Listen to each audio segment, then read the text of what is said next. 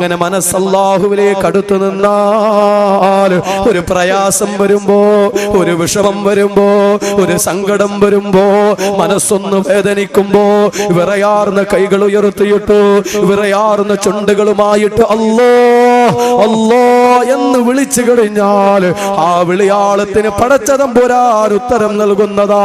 അതുകൊണ്ടൊരു നന്മ ചെയ്യാൻ ഒരു അവസരം കിട്ടിക്കഴിഞ്ഞാൽ, അല്ലാഹുവിലേക്ക് അടുത്ത് നിൽക്കാൻ ഒരു അവസരം കിട്ടിക്കഴിഞ്ഞാൽ കുറച്ച് കഴിയട്ടെ കരുതിയിട്ട് മാറി നിൽക്കല്ല.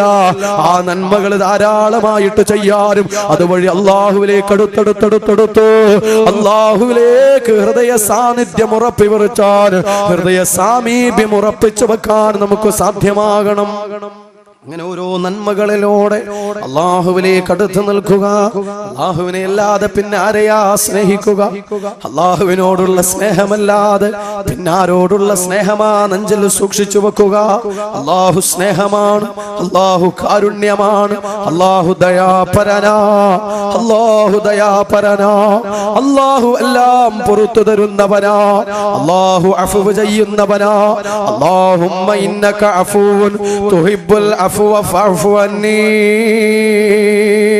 വിശുദ്ധമായ റമദാനിന്റെ മൂന്നാമത്തെ പത്തിലോ നമ്മൾ ആവേശത്തോടെ സന്തോഷത്തോടെ ഉത്തരം കിട്ടുമെന്ന പ്രതീക്ഷയോടെ ചൊല്ലാൻ തുടങ്ങിയില്ലേ? അല്ലാഹുമ്മ ഇന്നക അഫൂൻ തുഹിബ്ബുൽ അഫ്വ ഫഅഫു അന്നീ.